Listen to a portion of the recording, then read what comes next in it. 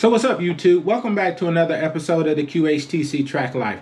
My name is Michael Montgomery, head coach and founder of the Quarter Horses Track Club. And if you are new to the channel, then please be sure to hit the like and subscribe button so you can follow us as we journey through the 2023 outdoors track season.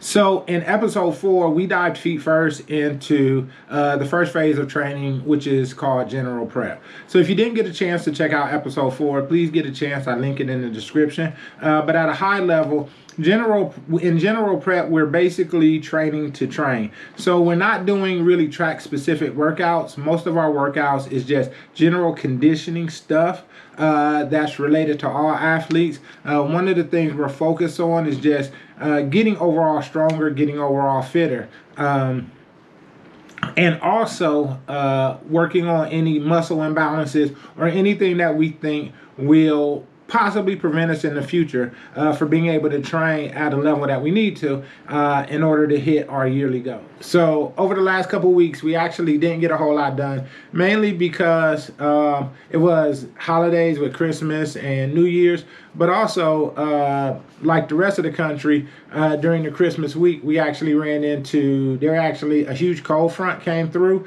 so that pretty much shut everything down.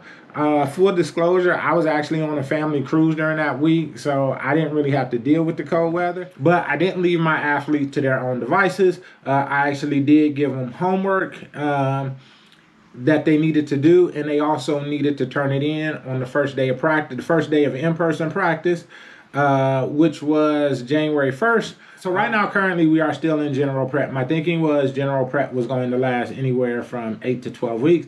I think I'm going to keep it more at the 8-week range because my athletes seem to be pretty far along in their conditioning.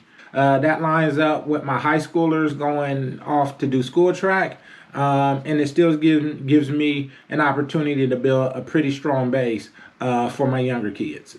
General prep serves as kind of two purposes. The first purpose in regards to general prep is obviously conditioning, getting the body ready. As I alluded to earlier, getting the body, preparing the body to start training for track and field. Another thing that general prep is used for, it is also about conditioning and building the athlete's mind. So I want my training to be indicative of that approach. I want it to be consistent. I want it to be hard. I want it to be tough. And I want my athletes to have that blue-collar, hard work mentality. Consequently, my practices tend to be difficult. They tend to be very demanding. And we tend to focus on building up the athlete's mind more, also just as much as we want to build up the athe's body. I'm a strong believer that once an athlete reaches a certain level of fitness, it's not their body that gives in, their mind gives in way before their bodies give in. So if you can condition an athlete's mind to push through the pain or push through that wall, then they can accomplish great things. I'm a believer that on the backstretch of a 400, that is the loneliest place in the world for anybody. So you got to be mentally strong in order to be willing to push the pace back there. You don't run from the pain of a 400, you attack it. Everybody looks good at the beginning of a race, but the person who can execute and look good at the end of the race, that's the one that that's the one that will put themselves in the best position to win. But in order to do that, you have to be willing to work. You have to be willing to go through the grind. And that's what general prep is. General prep is the grind. It's physically demanding, but it's also mentally demanding on the athletes. So our first day back in person was actually New Year's Day. Yes, I know you guys are probably like, oh, why did he practice on New Year's Day? It's a holiday. Let's be real. Nobody does anything on New Year's Day. I mean, you chilling from the night. You're trying to recover from the night before. This year, most people were probably, if you were in Georgia, most people were watching the Georgia and Ohio State game, of which I still rep the O, so let's not play. But anyway, New Year's Day, we got a lot of work in. We did sled work. We worked on our muscle imbalances on the muscle imbalances that exist in our legs. I was watching another video. I forgot the guy who did it, but he actually was talking about how athletes have a lot of muscle imbalances on legs and how you need to do a lot of single leg exercises. So we're actually going to start incorporating that a lot more. One of the other things we did sled work, and we did some ballistic work over the ladders with medicine balls. In truth, I don't really like to mix my plyo or ballistic work with my general strength or my absolute strength work. I don't like to mix the two. But because we hadn't practiced several days, I knew I needed to get something in, and so I went on and kind of blended the two and created a hybrid training day of plyos and strength work. But that is something that I traditionally don't do. I traditionally like to allocate plyos to their own day, plyos and explosive work to their own days, and absolute strength or general strength conditioning to their own days. So with that, let me get you guys on over to check out our grind video for the stable from New Year's Day. And until next time, peace, deuces, and love. And I see you at the track. Holla.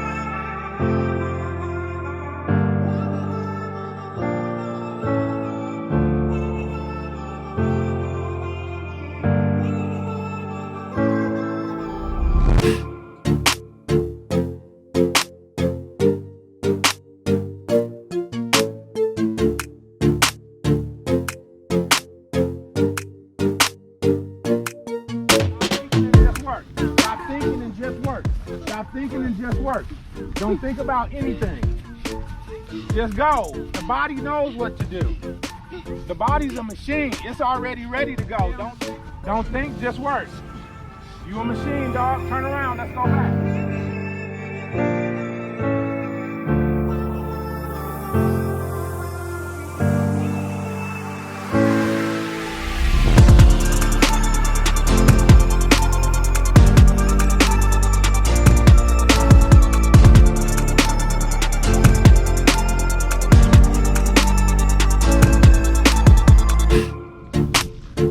What's this working on, Coach? It's just full body movement. It's just full body. It's just full body. That's all it is. It's just general conditioning, general strength. I mean, the primary muscle that's being hit is the legs, but it's also hitting the core. The core is trying to stabilize you. You're also pushing through the shoulders, but not as much core. I mean, your shoulders isn't getting worked as much as your legs and your core.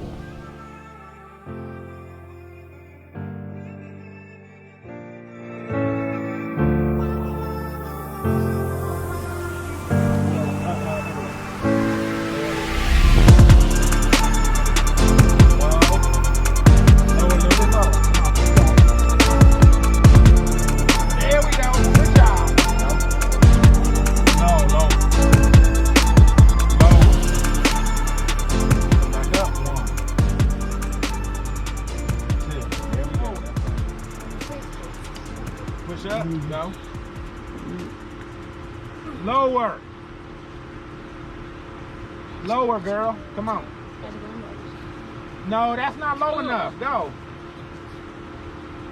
There we go. That's better.